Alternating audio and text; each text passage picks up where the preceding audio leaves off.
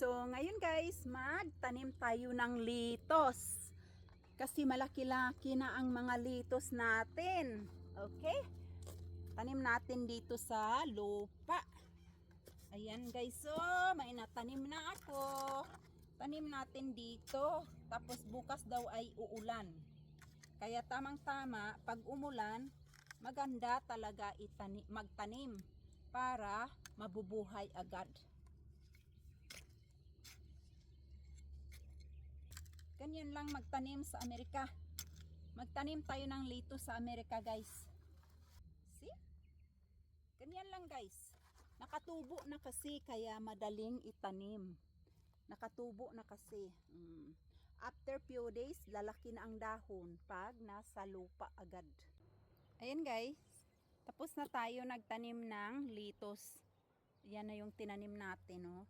Salamat, guys, sa support. Yan lang lahat ang ating natanim ngayon.